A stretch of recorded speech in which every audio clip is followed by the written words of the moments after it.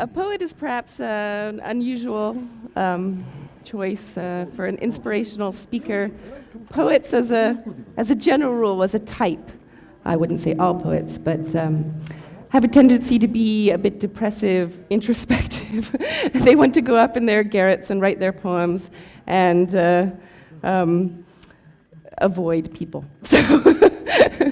So the idea of coming out and public speaking about courage is an interesting thing for a poet to be doing. I was interested in what Victoria had to say about courage and the writer, because it also seems a bit strange for me, living here in Greece, where we have free speech, to talk about the courage to create, maybe where there are women in Afghanistan who risk death to write their poems. I don't risk death to write my poems, but I have been thinking about the courage to create in a crisis.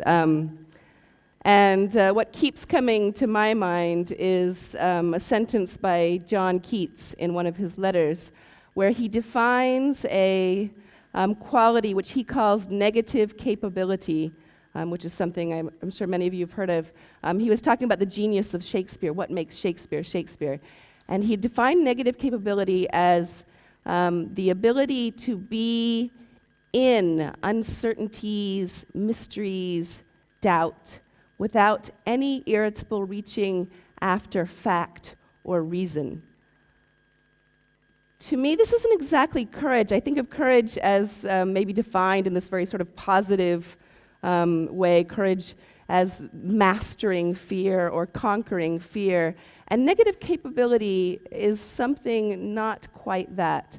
And if we think of fear as fear of change, fear of the unknown, and particularly for artists, fear of failure, which is change and the unknown together, that this negative capability is not a way of conquering these fears, but a way of existing amongst them and living in them and moving in the space that they create. Change and the unknown and even failure is a space where we create, and you have to be able to live in that. I think of also the symbol of poetic inspiration from ancient times. We think of the winged horse Pegasus, whose name, of course, comes from the Greek pigi, a spring or source, and that wonderful surge of flight, the flight of inspiration. But for me, the symbol of poetic inspiration is the bat, Nycterida. Because unlike birds, for instance, or Pegasus, I guess, I don't know about the physics of Pegasus, but birds are able to get into flight, to create the lift out of their own effort and construction to get off the ground and into flight. Bats cannot do that. Bats, if they are on the ground, are stuck. I don't know if you've ever seen a bat on the ground or in a documentary or something, but it's like watching a stilt walker with crutches or something. It's a very awkward and pathetic sight. A bat has to hang somewhere upside down in a cave or a tree and fall into flight. A bat has to drop into the unknown in order to fly. And I feel that the creation of poetry is something like that, that it's not, when we're afraid, we want to control everything around us. But that in order to create, we have to give up control, or the illusion of control, to do this. And so a bat falls into flight, into that half-light of dusk, and then proceeds to move through the world, not by looking where it is going, but by listening where it is going. And to me, that is a symbol of poetry and how I write poetry and how I read poetry.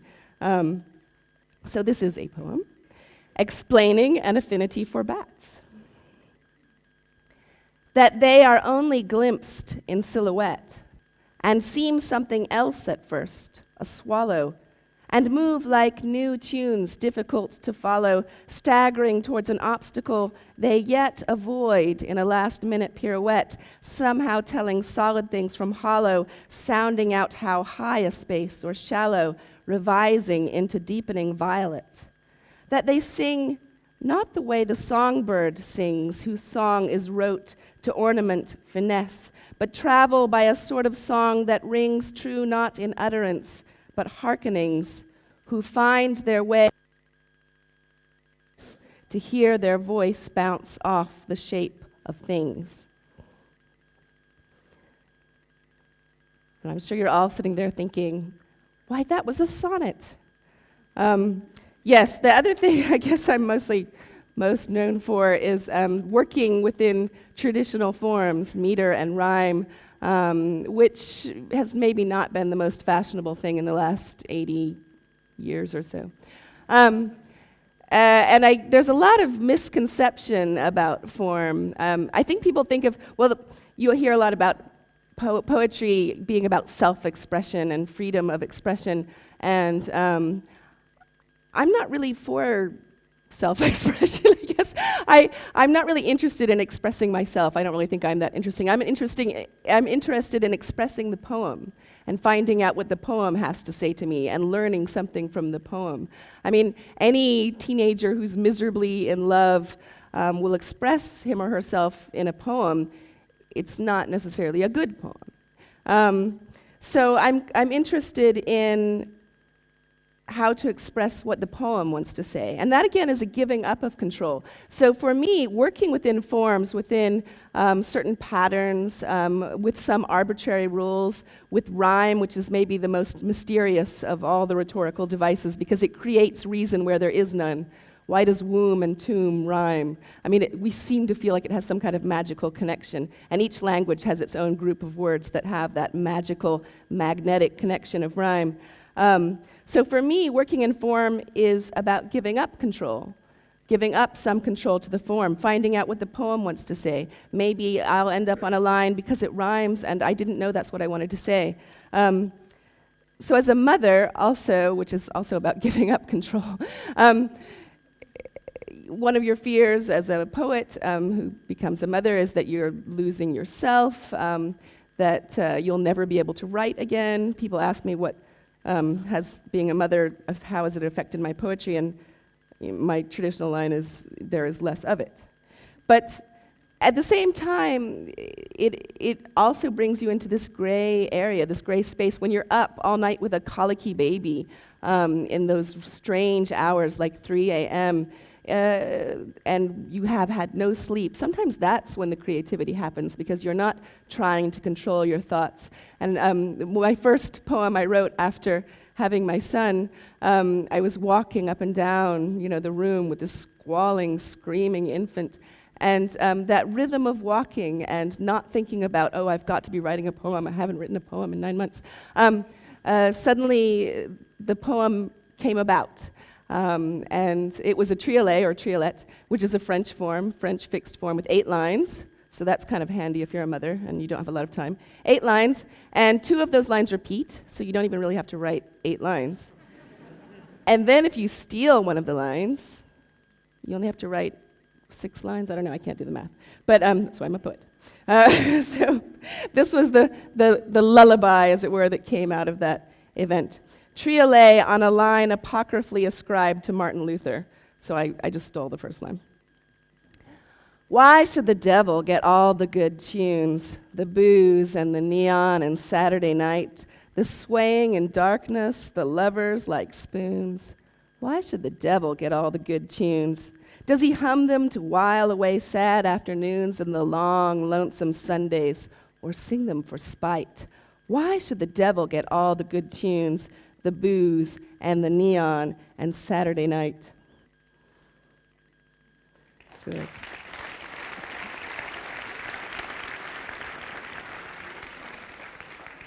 So that's a sort of lullaby, I guess, or maybe an elegy for my lost wild youth or something.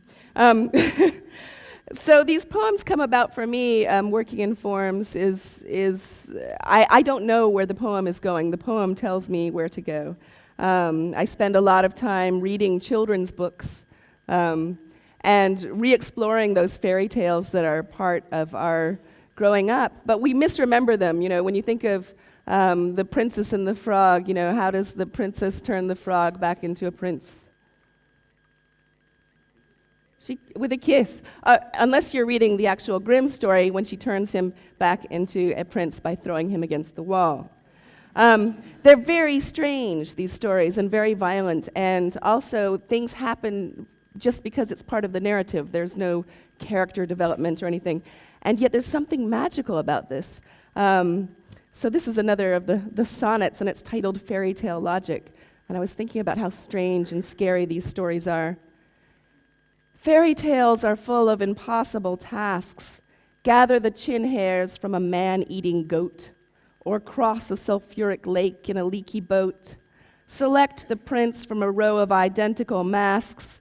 Tiptoe up to a dragon where it basks and snatch its bone. Count dust specks mote by mote, or learn a phone directory by rote. Always it's impossible what someone asks. You have to fight magic with magic. You have to believe that you have something impossible up your sleeve. The language of snakes, perhaps. An invisible cloak, an army of ants at your beck, or a lethal joke. The will to do whatever must be done. Marry a monster. Hand over your firstborn son.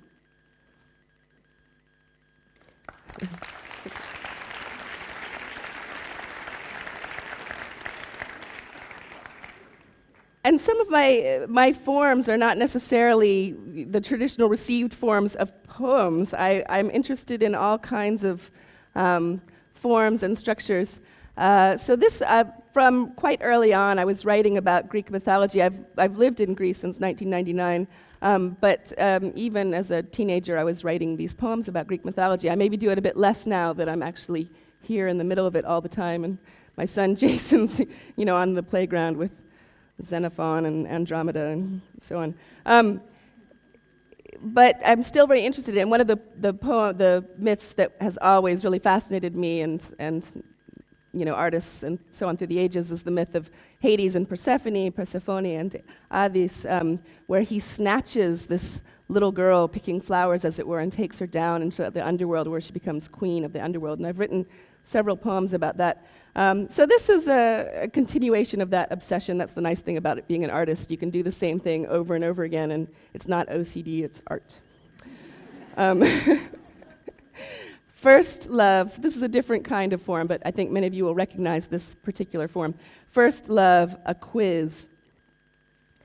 He came up to me, A, in his souped-up Camaro, B, to talk to my skinny best friend, C, and bumped my glass of wine, so I wore the fairest stain on my sleeve, D, from the ground in a lead chariot drawn by a team of stallions black as crude oil and breathing sulfur, at his heart he sported a tiny golden arrow. He offered me A, a ride, B, dinner and a movie with a wink at the cliché, C, an excuse not to go back alone to the apartment with its sink of dirty knives, D, a narcissus with 100 dazzling petals that breathed a sweetness as cloying as decay.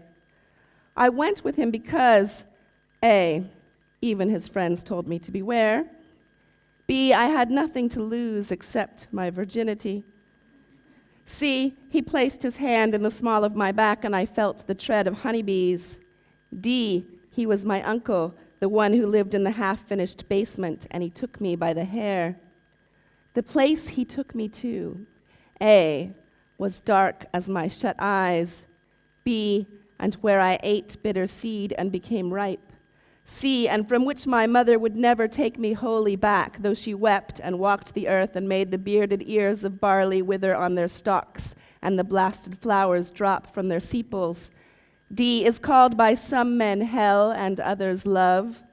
E, all of the above.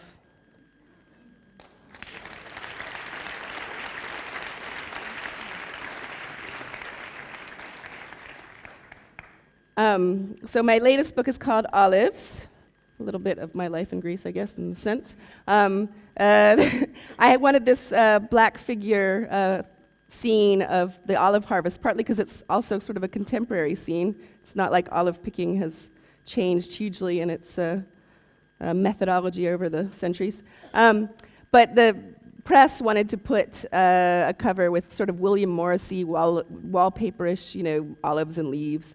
And I said, well, that's great if you're selling shampoo or something. But the thing I wanted Olives as a title because I'm really intrigued also with the letters, O-L-I-V-E-S. Because it's also O lives. So I've enjoyed playing around with that. So there's a little poem on the back cover called Olives, and each line is playing, if not with the letters, then with the sounds that make up olives. Some of them I cheat a little bit. Olives. Is love so evil? Is Eve low? Love vies, evolves. I lose selves, sylphs of loose Levi's, sieve oil of vile slow. Love sighs, slives. O veils of voile, so sly, so suave. O lives, soil sleeves. I love, so I solve.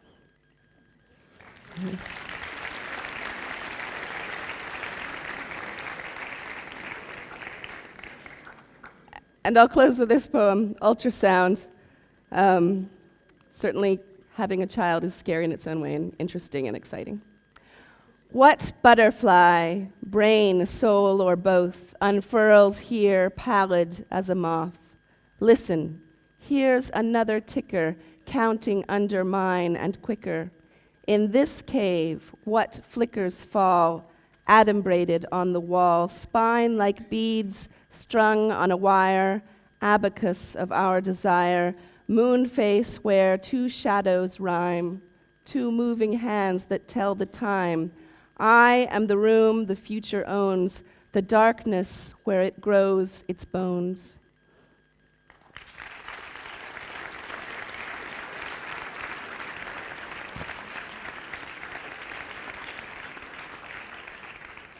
I was asked in one of the interviews, what is the thing you've created that takes the most courage and that you are proudest of? And without even thinking, I said, my children. Thank you. Aristopoli.